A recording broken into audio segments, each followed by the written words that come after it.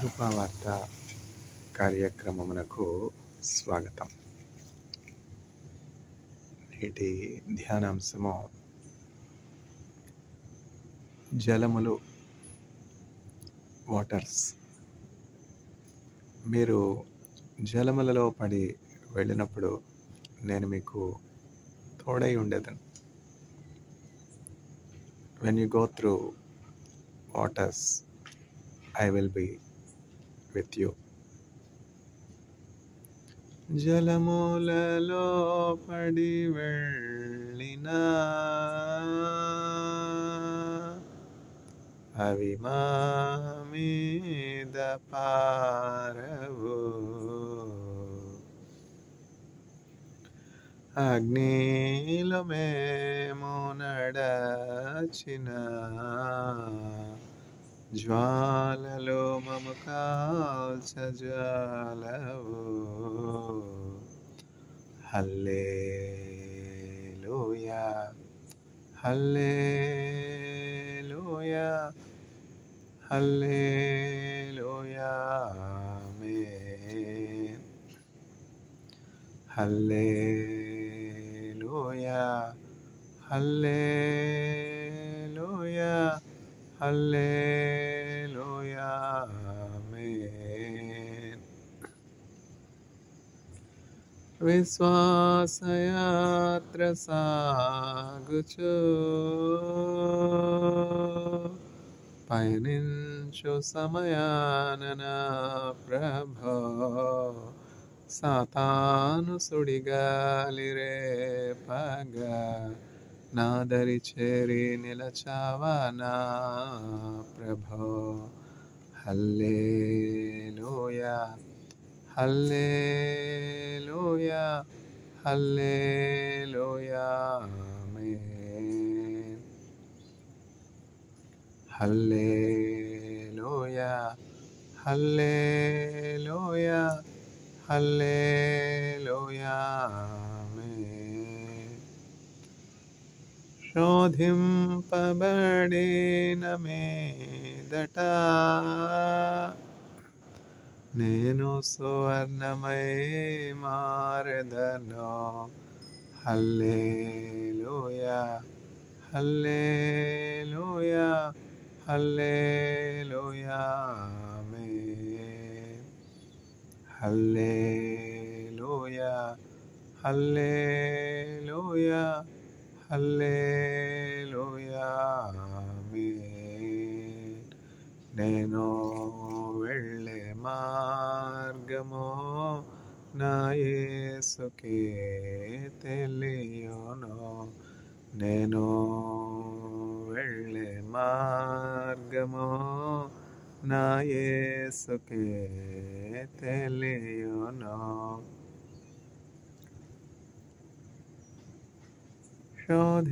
శోధింపబడిన మీదట, శోధింపబడిన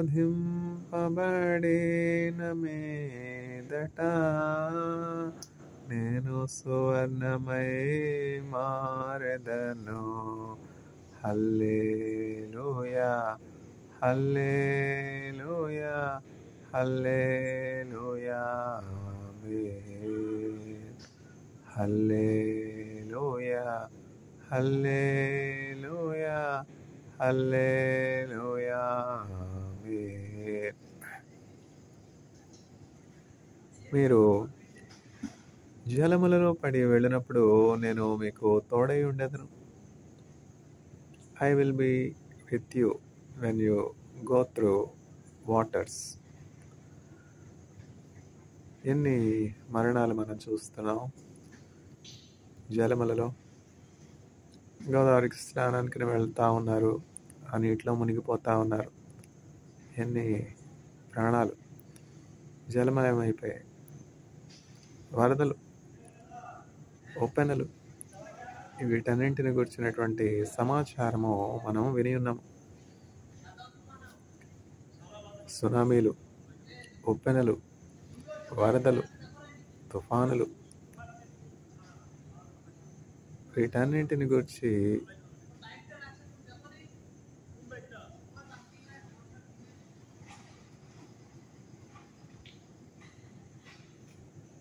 మనము విని ఉన్నాము. అనేకులు తమ ప్రాణములు జలముల వలన కోల్పోయినారు. ఇంకా మనము చరిత్రను పరిశోధించినట్లయితే, వాక్యమును బాగుగా ధ్యానించినట్లయితే, ఆదికాండ గ్రంథంలోనికి, బైబిల్లోని ప్రారంభ గ్రంథంలోనికి మనం వెళ్ళినట్లయితే, ఆదికాండము 6వ అధ్యాయంలో మనం ఎవరిని చూస్తున్నాం, ఏం చూస్తున్నాం? ఒక అద్భుతం చూస్తున్నాం, ఒక ఆశ్చర్యం చూస్తున్నాం, ఒక విషాదం చూస్తున్నాం, ఒక తీర్పు చూస్తున్నాం, ఒక అంతం చూస్తున్నాం. ఆదికాండం 6వ అధ్యాయం. ఇట్లా బైబిల్ గ్రంథంలో ఒక్కొక్క వాక్య భాగం గురించి రెఫరెన్స్ చెప్తే ఆటోమేటిక్గా, అంటే న్యాచురల్గా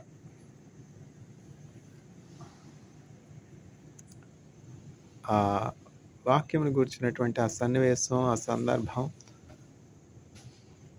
విశ్వాసులకు వెంటనే జ్ఞాపకం వస్తుంది. ఆదికాండం 6వ అధ్యాయం అట్లా జ్ఞాపకం రావాలి. అంటే ఏంటంటే, వాక్యం అట్లా ముద్రితం అయిపోవాలి, ఆ రిఫరెన్స్ అట్లా ముద్రితం అయిపోవాలి. ఇప్పుడు నేను గ్రాడ్యుయేట్ స్టూడెంట్స్కి, పోస్ట్ గ్రాడ్యుయేట్ స్టూడెంట్స్కి కెమిస్ట్రీ టీచ్ చేసేటప్పుడు కొన్ని రిఫరెన్స్ బుక్స్ చెప్తానన్నమాట. చక్కగా ఆ రిఫరెన్స్ బుక్స్ వాళ్ళు ఫాలో అయినట్లయితే, ఆ రిఫరెన్స్ బుక్స్లో ఉన్నటువంటి అంశాలన్నీ కూడా వాళ్ళ హృదయం మీద ముద్రితం అయిపోయి ఉంటే, వాళ్ళు పటిష్టమైనటువంటి పునాది కలిగి ఉంటారు. అండర్ గ్రాడ్యుయేట్ స్టడీస్లో, పోస్ట్ గ్రాడ్యుయేట్ స్టడీస్లో వేయబడినటువంటి ఆ పునాది వాళ్ళ భవిష్యత్తులో వారు హైయర్ స్టడీస్ కానీ, జాబ్ కానీ, ఎక్కడికి వెళ్ళినప్పటికీ కూడా, ఏ పని చేసినప్పటికీ కూడా వాళ్ళకి ఎంతో ఉపయోగకరంగా ఉంటుంది. అట్లా బైబిల్ గ్రంథంలో రిఫరెన్స్ చెప్పగానే, ఆ రిఫరెన్స్ దేనిని గురించి చెప్పబడి ఉన్నది అని వినుచున్నటువంటి వారికి తెలిసి ఉండాలి. అట్లా పటిష్టమైనటువంటి బైబిల్ జ్ఞానం కలిగి ఉండాలి. విద్య లేని పామరులే, చదువుకోవడం, వ్రాయటం రానటువంటి విద్య లేని పామరులు.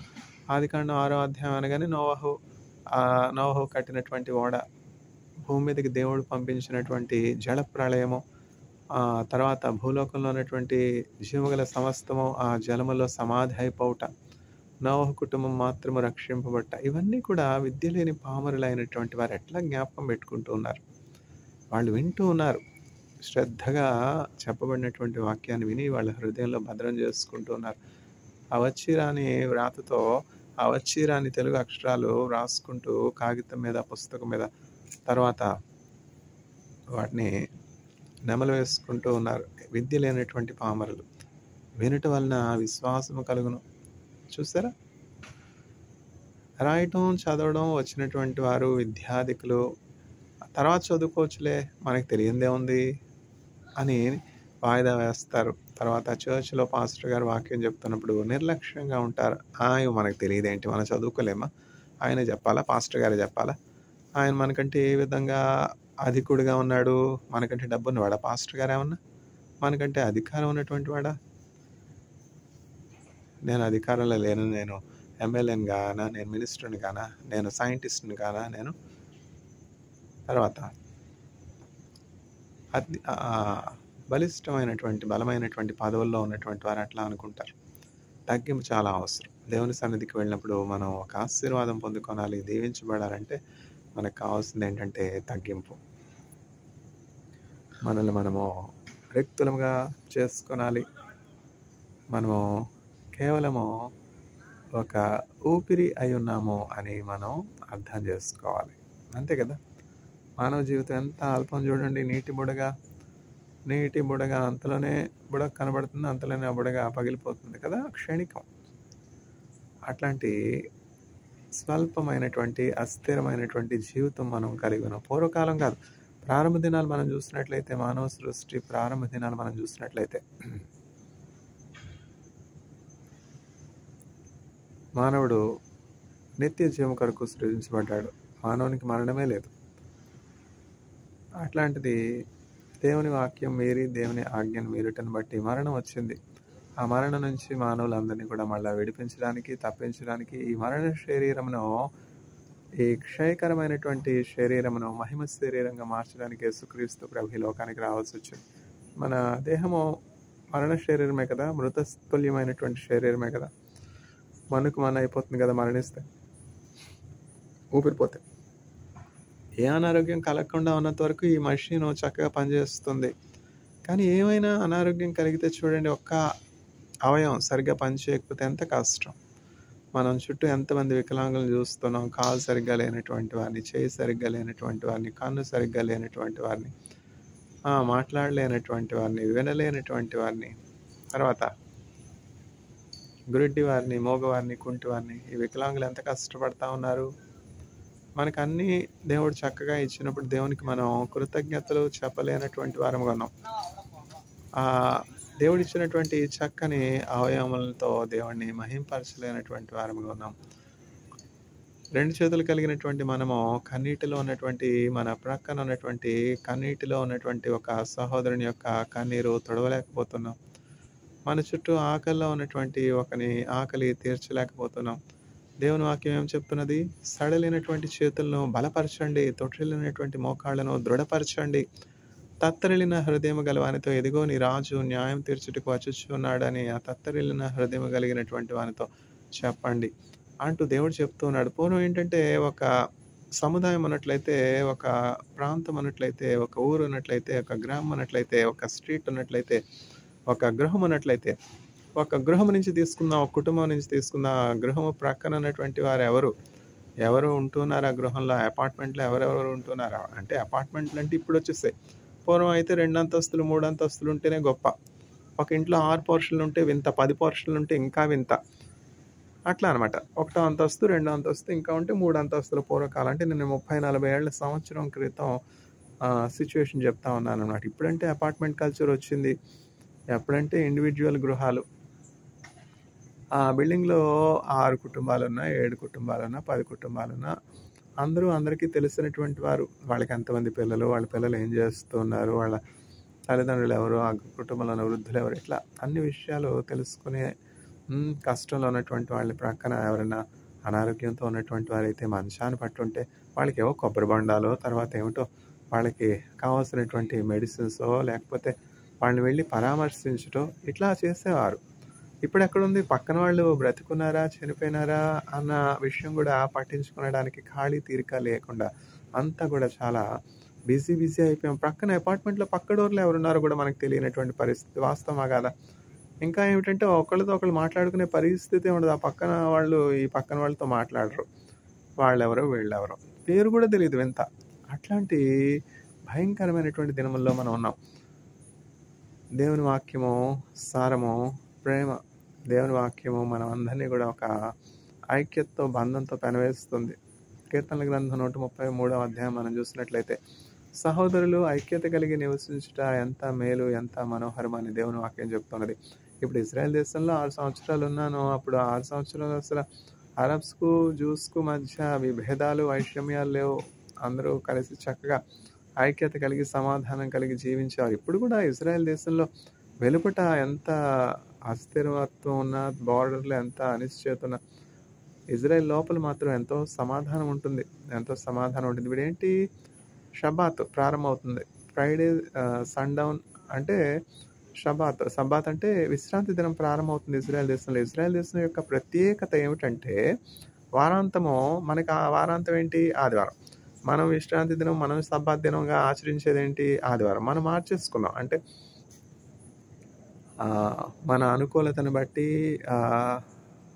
అమెరికా వర్కింగ్ అవర్స్ను, అమెరికా వర్కింగ్ డేస్ని బట్టి, రోమన్ క్యాథలిక్ చర్చ్ యొక్క క్యాలెండర్ని బట్టి మనం మారిపోయినాం. అయితే ఇజ్రాయెల్ దేశం అమెరికాని బట్టి కానీ, రోమన్ క్యాథలిక్ సంఘాన్ని బట్టి కానీ, ప్రపంచంలో ఉన్నటువంటి దేశాల్లో వారు ఆచారాలను బట్టి మారేది కాదు. కానీ దేవుని వాక్యాన్ని వాక్యంగా అనుసరించే దేశంగా ఉన్నది.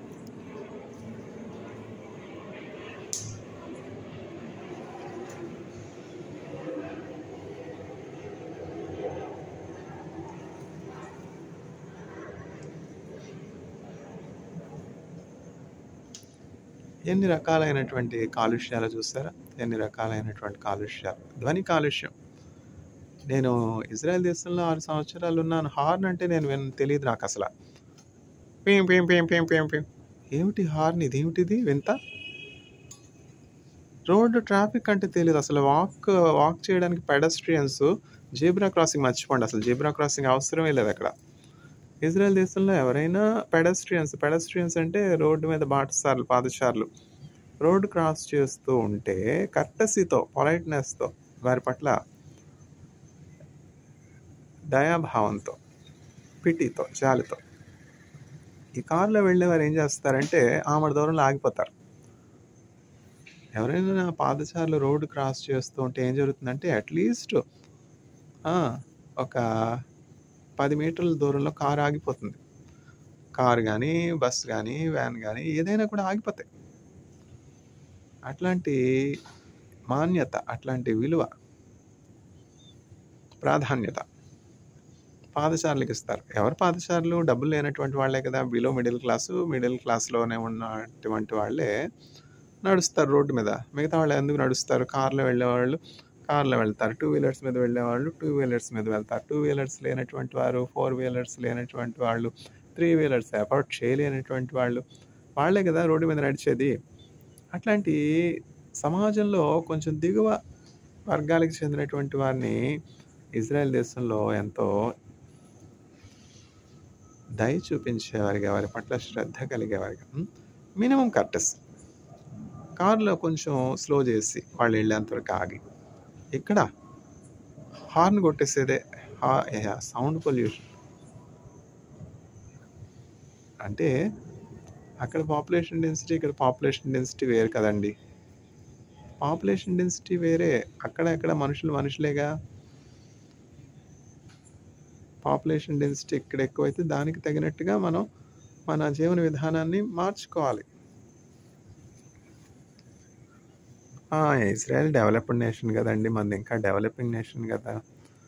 అయితే మన నేషన్ డెవలప్డ్ నేషన్ అవ్వాలి. కరప్షన్ విడిచిపెట్టాలి, సొంత లాభం మానుకోనాలి, లంచగొడితనం విడిచిపెట్టాలి, పొరుగువారిని ప్రేమించాలి. ఇవన్నీ చూసి నేర్చుకోవద్దు. ఏం చూస్తున్నాం మనం? వీడియోస్ వచ్చాయి, ఇప్పుడు యూట్యూబ్స్ వచ్చాయి, తర్వాత అనేకమైనటువంటి ఎలక్ట్రానిక్ మాధ్యమాలు వచ్చాయి. వీటన్నింటినీ చూసి మనం ఏం నేర్చుకుంటా ఉన్నాం? ఈ మాధ్యమాల్లో, ఎలక్ట్రానిక్స్ మీడియాలో చూపించేది కూడా ఏంటంటే హమాస్, ఇజ్రాయెల్ వారు, తర్వాత hostages టన్నల్లో చనిపోవట,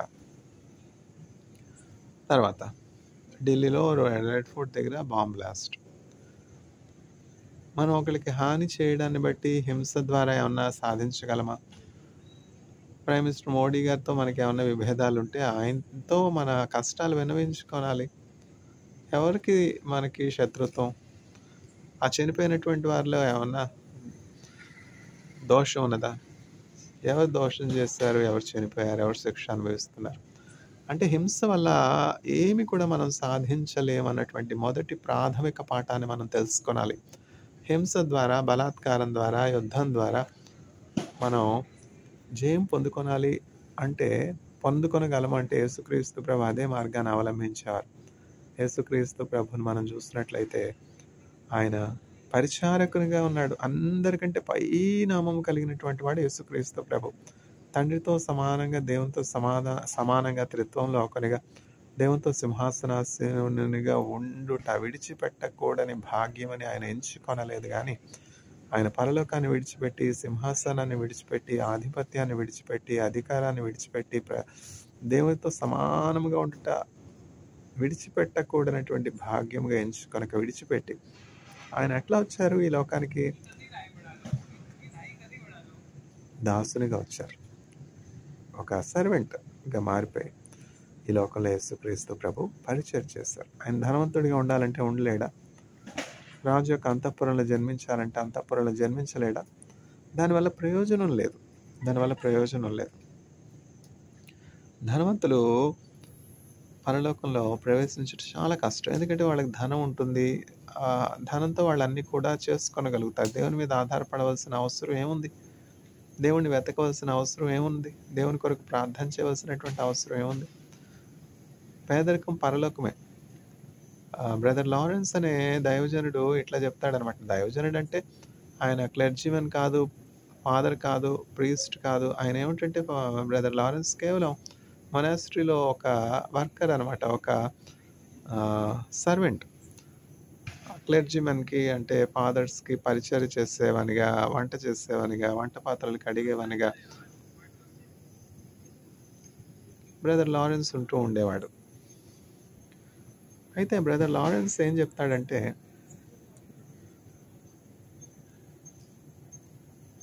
good when God gives, Nar less when he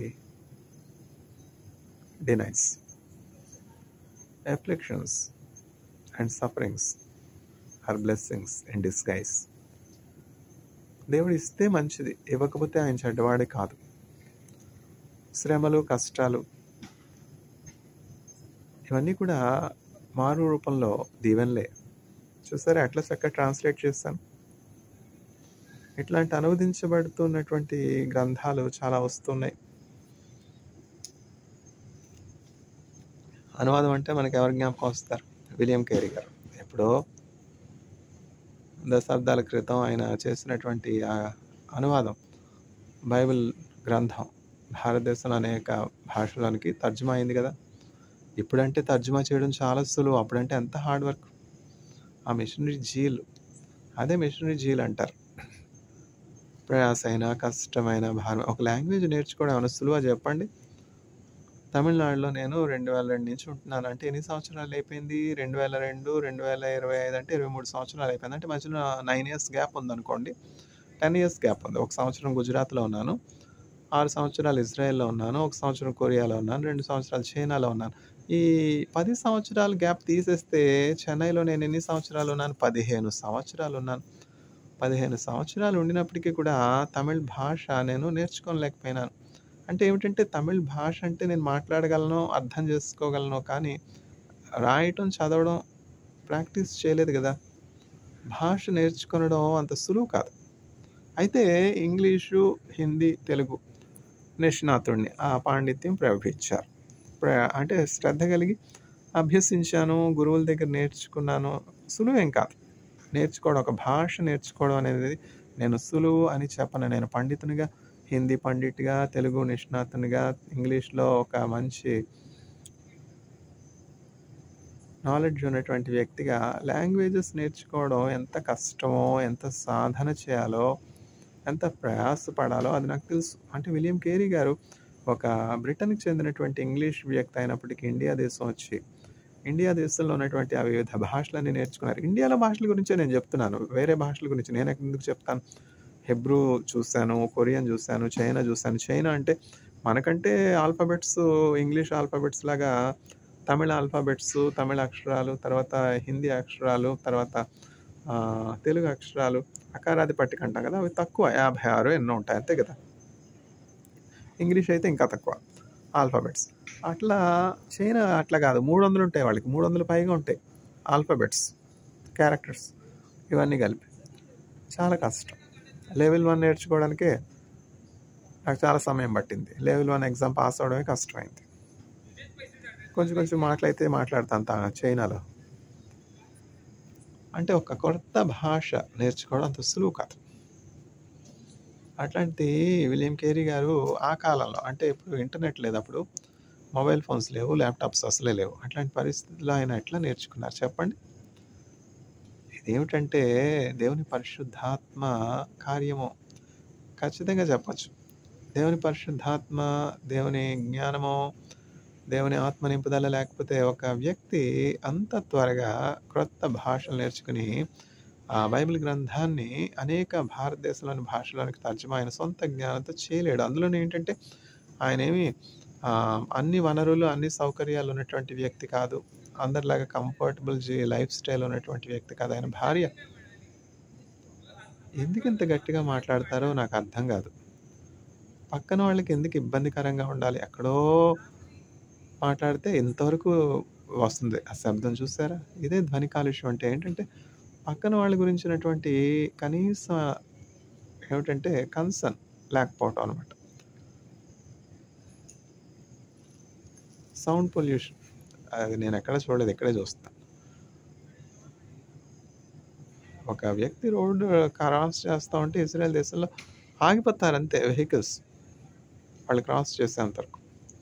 ఏది ఎక్కడుంది అట్లాంటి సహృదయత? ఆ సహృదయత చాలా అవసరం. ఆగే సమయం లేదు. పరుగుల పందెం. ఏం నేర్చుకుంటాం మనం? దేవుని వాక్యం ఉన్నటువంటి వాళ్ళు అంత క్రమంగా ఉంటారు. ఇజ్రాయేలీలు ఎందుకు ప్రత్యేకంగా ఉన్నారు చెప్పండి? ఇజ్రాయెల్ జనాంగం ఎందుకు అంత వైవిధ్యమైనటువంటి జనాంగంగా ఉంది చెప్పండి? దేవుని వాక్యమే కదా. వాక్యమును యాకోబుకో తెలియజేసిన వాడని ఏ జనమునకిలాగున చేసి ఉండలేదని దేవునికి స్తోత్రము గానము చేయుటయే మంచిది. మనమందరము స్తుతి గానము చేయుటయే మంచిది. చర్చికి వెళ్ళకుండా ఈ పాటలన్నీ ఎట్లా వస్తాయి చెప్పండి? చర్చికి వెళ్ళరు. నేను క్రైస్తవుల సంగతే చెప్తున్నాను. మిగతా వాళ్ళ సంగతి నాకెందుకు? ముస్లింలు వెళ్తారా చర్చికి? హిందువులు వెళ్తారా? క్రైస్తవులే కదా వెళ్ళేది, వెళ్ళాల్సింది. ముఖ్యంగా దులుపుతారు. అప్పుడు ఆదివారం దులుపుతారు బైబిల్లో డస్ట్. ఇంకా వారం రోజులు అసలు బైబిల్ ఓపెన్ చేసే ప్రసక్తే లేదు. మోకరించే పనే లేదు. ఏమిటండి బిజీ కదండి. ఎప్పుడో ఉదయం వెళ్తాం ఆఫీస్కు, సాయంకాలం అవుతుంది, ఇంటికి వచ్చాక ఎన్ని పనులు. డానియేలు కంటే మనమే బిజీ. దావీదు కంటే మనమే బిజీ. దావీదు ఏమైనా పని లేనటువంటి వానిగా ఉన్నాడా? దానియేలు ఏమైనా పని లేనటువంటి వానిగా ఉన్నాడా? ఎన్ని పనుల ఒత్తిడి, ఎంత భారం. మినిస్టర్ ఏమిటి అరుపులు, ఏమిటి రంకలు. పక్కన వాళ్ళకి ఇబ్బందికరంగా ఉండకూడదు మన వాయిస్. దేవుడిచ్చినటువంటి ఆ స్వరం ఎంత జాగ్రత్తగా వాడుకోనాలి. ఫోన్లు, పబ్లిక్ ప్లేసెస్లో ఫోన్లు ఇంకా ఆగే ప్రసక్తే లేదు. ధూమపానం నిషేధం పబ్లిక్ ప్లేసెస్లో. ఇట్లా ఫోన్లు కూడా నిషేధించాలి. ఫోన్లు ట్రావెల్ చేసేటప్పుడు ఫోన్ లిఫ్ట్ చేయకపోతే అదొక కంప్లైంట్. ట్రావెలింగ్ చేస్తూ ఉన్నారు, ఫోన్ లిఫ్ట్ చేయలేదు. లిఫ్ట్ చేయకపోతే పోనీయండి, ఓ మెసేజ్ ఇచ్చి ఊరుకోవచ్చు కదా. అదే పనిగా 10 సార్లు కాల్ చేయడం ఏంటి? ఇదేంటిది? జబ్బు కాదా? మానవులు ఎట్లా అయిపోయినారంటే ఒక విధమైనటువంటి సైకోలుగా మారిపోయినారు. ఈ టెక్నాలజీ పెరుగుతుంటే కనీస వివేచన లేనటువంటి వారిగా, పక్కన వాళ్ళని గురించినటువంటి కనీస ఆలోచన లేనటువంటి వారిగా, నేను ఫోన్ చేస్తే వీళ్ళు లిఫ్ట్ చేయాలి. ఒక చిన్న ఉదాహరణ. నా పని అయితే చాలు, మిగతా వాళ్ళు ఏమైపోయినా పర్వాలేదు. నాకుంటే చాలు, మిగతా వాళ్ళు ఏమైపోయినా పర్వాలేదు.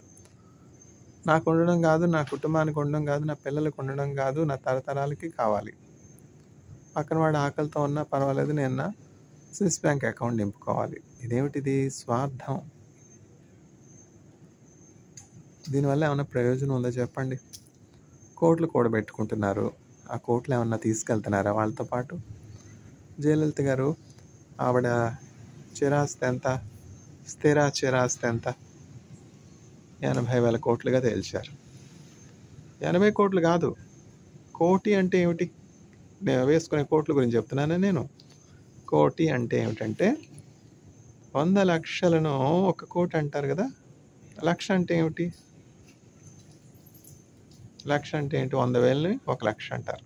ల్యాక్, క్రోర్. ఇవి కరెన్సీ. జయలలిత గారి కరెన్సీ నెట్ ప్రాపర్టీ ఎంత అంటే 80,000 crores. ఏం తీసుకెళ్లారు ఆవిడ పాపం చెప్పండి? ఆవిడ మరణం ఎట్లా ఉంది చెప్పండి?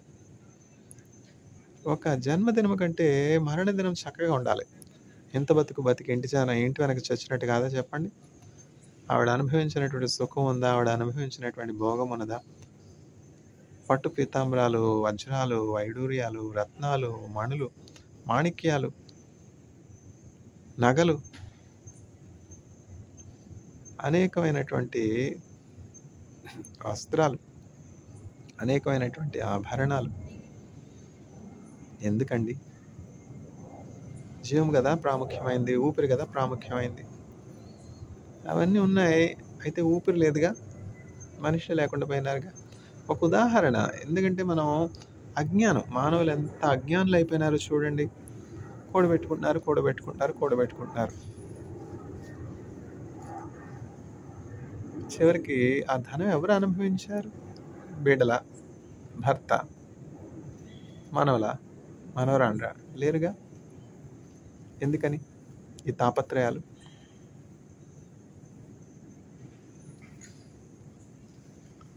బుద్ధి, జ్ఞానం యేసుక్రీస్తు ప్రభులో ఉన్నాయి. చేరుకోవాలి కదా గృహం, స్థిర గృహం. మన స్థిర గృహం ఎక్కడ ఉన్నది? ఈ లోకంలో మనం యాత్రికులమై ఉన్నాము, పరదేశులమై ఉన్నాం. మన పౌరస్థితి పరలోకంలో ఉంది. మన పాస్పోర్ట్ ఇండియన్ పాస్పోర్ట్ అనుకుంటాం, మన నేషనాలిటీ ఇండియన్ నేషనాలిటీ అనుకుంటాం. అయితే మన nationality heaven. Our citizenship is in heaven. ఎక్కడుందంటారు? క్రైస్తవుల గురించి చెప్తున్నాను. ఎక్కడుంది అవర్ సిటిజన్షిప్ ఈజ్ హెవెన్ అని అంటారు. చదివితే కదా. ప్రేమ మరణం అంత బలమైందంటే ఎక్కడుంది? మేము బైబిల్లో ఇవేమీ చదవలేదే, మీరు చెప్పే వాటిలని ఎంత వింతగా ఉన్నాయి, మాకేం అర్థం కావట్లేదు, మీ సొంత మాటలు చెప్తున్నారు. అవి నిందలు. మీరు చదవకపోతే, మీకు తెలియకపోతే ఇంక బైబిల్లో లేనట్టేనా? ప్రతిదానికి రిఫరెన్స్ అడిగితే నేను ఎక్కడేమో. ఇప్పుడంటే గూగుల్ వచ్చేసింది కదా, చూసుకోవచ్చు కదా. గూగుల్లో పెడితే టైప్ చేస్తే బైబిల్లో ఉందో లేదో రాదా?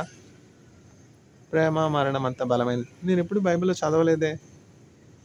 క్రైస్తవుల గురించే చెప్తున్నాను.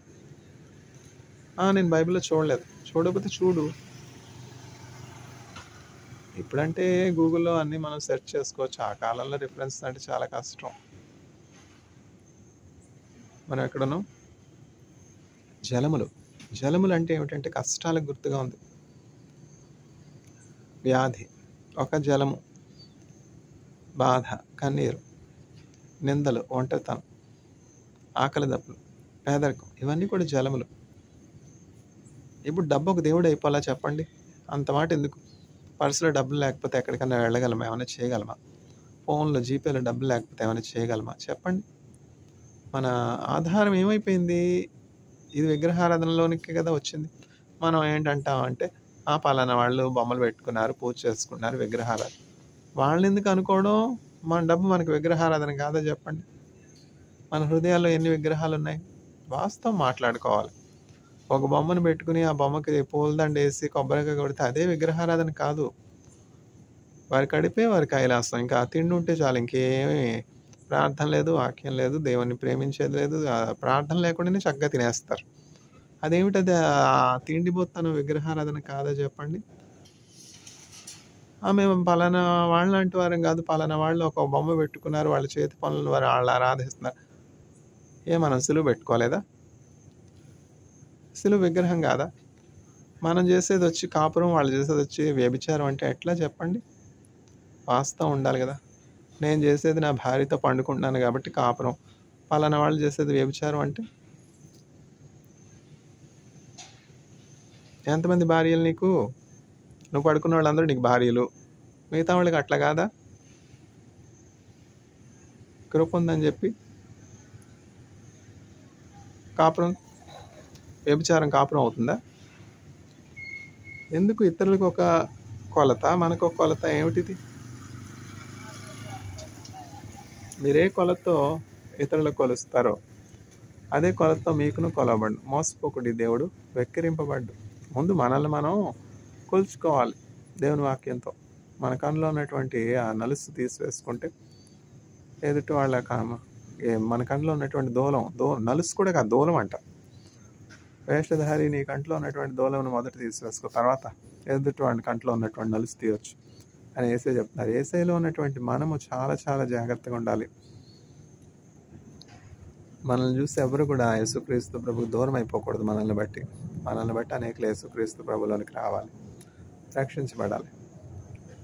వాళ్ళు పెట్టుకున్నారు బొమ్మలు, కరెక్టే. మనం సిలువ బొమ్మ కాదా? లేదు, సిలువపై యేసయ్య మరణించాడండి, అందుకని మేము సిలువను పెట్టుకుని ఆరాధిస్తున్నామండి వాళ్ళు అంటారు. వాళ్ళకి ఏవో రీజన్స్ ఉంటాయి. చేతి పటములో రాళ్ళు మనకు దైవములు కానెరవు. మనం పెట్టుకోవట్లా పటం? నా కృప నీకు చాలన్న వాక్యం ఉంది. అందులో ఆ పటం యేసుక్రీస్తు ప్రభు ముఖం చూస్తే ఎంత తృప్తి, ఎంత సంతోషం, ఎంత సమాధానం. వాళ్ళకి అట్లనే అంతే కదా మరి. నా అమ్మ పతివ్రత, నీ అమ్మ పతిత అంటే ఎట్లా చెప్పండి? మనల్ని ప్రభు రక్షించారు. మనం పూర్వం ఎట్లా ఉన్నాం మర్చిపోకూడదు. మనం కొబ్బరికాయ కొట్టలేదా? మనం గుళ్ళకి గోపురాలకి వెళ్ళలేదా? అక్కడి నుంచే కదా ఆ చీకట్లో నుంచి చీకటి అంటే ఏమిటంటే నిజదేవుణ్ణి ఎరుగనటువంటి స్థితి. యేసుక్రీస్తు ప్రభులో పాపక్షమాపణ ఉన్నది, ఆయన నామంలోనే రక్షణ ఉన్నది అన్న సత్యాన్ని ఎరుగనటువంటి స్థితి చీకటి, అజ్ఞానం. చీకటి అంటే ఏంటి? అజ్ఞానం. ఆ చీకట్లో మనం ఉండినటువంటి వారం కాదా? ఆ అగ్నిలో మనం ఉండినటువంటి వారం కదా? ఎవరో పాస్టర్ గారు దయతలిచి మనకి యేసయ్యని గురించి చెప్పి చర్చికి తీసుకురాలా? మనం అట్లా జాలి చూపించాలా? తీర్పు తీర్చాలా? తీర్పు తీర్చేటప్పుడు మీకు తీర్పు తీర్చబడదు. When you go through waters I will be with you. మీరు జలముల్లో గుండా వెళ్ళినప్పుడు నేను మీకు తోడై ఉంటాను. ఈ వాక్యం ఎంతైనా నమ్మదగింది. జలములు అంటే ఏమిటంటే ఆర్థిక ఇబ్బందులు. చూడండి, ఆర్థిక ఇబ్బందులు అంటే ఎంత కష్టం. మానసికంగా కృంగిపోతారు. ఎక్కడి నుంచి వస్తాయో డబ్బులు తెలియవు, జీతం ఉండదు, ఉద్యోగం ఉండదు. ఎన్ని కుటుంబాలు అట్లా కష్టంలో ఉన్నాయి, ఆకలితో ఉన్నాయి, కడగండ్లతో ఉన్నాయి, బిడ్డలతో పస్తు పండుకునేవారు ఎంతమంది ఉన్నారు. ఆది సంఘం ఎట్లా ఉందంటే ప్రారంభ సంఘం, సంఘంలో 10 మంది ఉంటే ఒక ధనవంతుడు ఉండినట్లయితే ఆ ధనవంతుడు అతని యొక్క ధనాన్ని పేదరికంలో ఉన్నటువంటి మిగతా 9 మందితో షేర్ చేసుకునేవాడు. అపోస్తల పాదముల దగ్గర బర్నబా అనే ధనవంతుడు అతని యొక్క స్థిర చెర ఏమాస్తులు అవి? స్థిర చరాస్తులు. మొబైల్ అంటాం కదా, మొబైల్. ఇప్పుడు తెలుగు ఎవరు మాట్లాడుతున్నారు? అంతా ఇంగ్లీష్ ఫ్యాషన్ వచ్చేసింది కదా. Mobile property. అది ఏమిటి తెలుగులో? స్థిర చరాస్తులన్నీ కూడా అమ్మి అపోస్తల పాదముల దగ్గర ధనాన్ని పెట్టినప్పుడు అపోస్తలు ఏం చేశారు? ఒక ట్యాక్సీ కొనుక్కున్నారు, ఒక వ్యాన్ కొనుక్కున్నారు, ఒక షిప్ కొనుక్కున్నారు. మేము సువార్త చేయాలి కదా, మేము నడిచి ఎట్లా వెళ్తాం? ఒక షిప్ కొనుక్కుంటే చక్కగా ఇక్కడి నుంచి ఏషియా మైనర్కి వెళ్ళిపోవచ్చు, ఇక్కడి నుంచి ఇండియాకి వెళ్ళొచ్చు అని షిప్ కొనుక్కున్నారా? కొనుక్కోవచ్చు కదా. అట్లా చేయలే. వాళ్ళు ఏం చేస్తారంటే ఆది అపోస్తలు ఆ సంఘంలో ఎవరైతే లేమిలో ఉన్నారో, పేదరికంలో ఉన్నారో, బాధలో ఉన్నారో, అవసరతలో ఉన్నారో వారందరికీ పంచిపెట్టారు. ఇప్పుడు ఒక మంచి పుస్తకం ఉంది, on being the servant of God అని. ఎవరు రాశారు? వారెన్ వీర్స్బీ రాశారు. వారెన్ వీర్స్బీ అందులో ఏం చెప్తారంటే we are just the distributors, not the manufacturers. ఆ డిస్ట్రిబ్యూటర్సే కొదవైనారు కదా. ఇప్పుడు చక్కగా ఉషాప్రియ ఆంటీ గారు క్యాన్సర్ పేషెంట్స్ పరిచయం చేస్తున్నారా? సొంత డబ్బు పెట్టుకుని ఎవరు పరిచయం చేస్తారు? ఆవిడ సొంత డబ్బు పెట్టుకుని వాళ్ళ కుమార్తె ఇచ్చినటువంటి డబ్బు, ఇంకా బంధువులు ఇచ్చినటువంటి డొనేషన్స్తో పరిచయం చేస్తున్నారు. ఏమిటది? గ్రాసరీస్ డిస్ట్రిబ్యూట్ చేస్తారు. 1 కేజీ రైస్ ఎవరైనా ఇస్తున్నారు ఉచితంగా? చెప్పండి. నాకు మేలు కలుగుతుందంటే ఏమిటంటే వాళ్ళకి ప్రయోజనం లేనటువంటి చివికి చీరాకులు అయిపోయిన వస్త్రాలు కూడా ఇవ్వరు నాకు మేలు అంటే. అట్లా ఉన్నారు. ఎందుకు? వీళ్ళకి మేలు కలగాలి నా వల్ల. అట్లా ఉషా ప్రేన్ గారు క్యాన్సర్ హాస్పిటల్లో పేషెంట్స్కి సొంత కొలువుతో సేవ చేస్తున్నారు. ఎందుకని? ఫలం దేవుని దగ్గర నుంచి వస్తుంది కదా అని. అంతే కదా. ఇదిగో ప్రతివానికి వాని క్రియలను బట్టి ఇచ్చుటకు నేను సిద్ధపరిచినటువంటి జీతం నా యొద్దనున్నది. Behold the wages that I have prepared to give to everyone according to their deeds are with me. I am coming soon to give to everyone according to their deeds. 80,000 కోట్లు ఏమైపోయాయి? 80,000 కోట్లు. జయలలిత గారు ఒక ఉదాహరణ, ఎన్టీ రామారావు గారు ఒక ఉదాహరణ, politicians ఒక ఉదాహరణ, మినిస్టర్స్ ఒక ఉదాహరణ, చీఫ్ మినిస్టర్స్ ఒక ఉదాహరణ, ప్రైమ్ మినిస్టర్స్ ఒక ఉదాహరణ, ఫిల్మ్ స్టార్స్ ఒక ఉదాహరణ. ఏంటి? పనామా బ్యాంకు, తర్వాత సెంట్రల్ బ్యాంకు, తర్వాత స్విస్ బ్యాంకు. పరలోకంలో ఎంతమంది దాచుకుంటున్నారు? ఇన్ని కోట్లు పరలోకానికి తీసుకెళ్ళగలమా? ఎట్లా తీసుకెళ్ళగలం?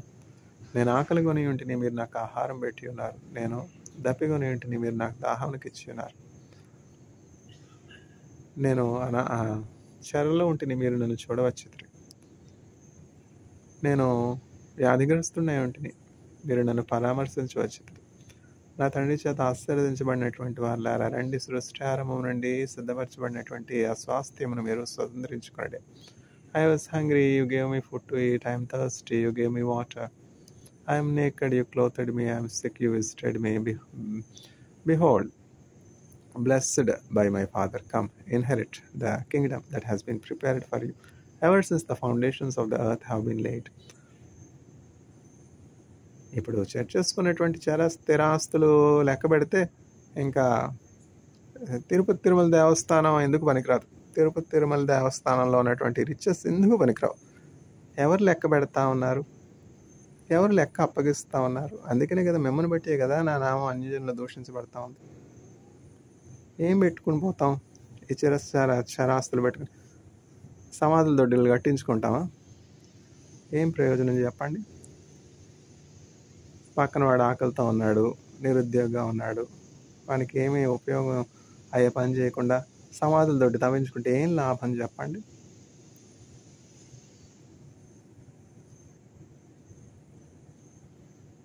Waters, when you go through waters, I will be with you.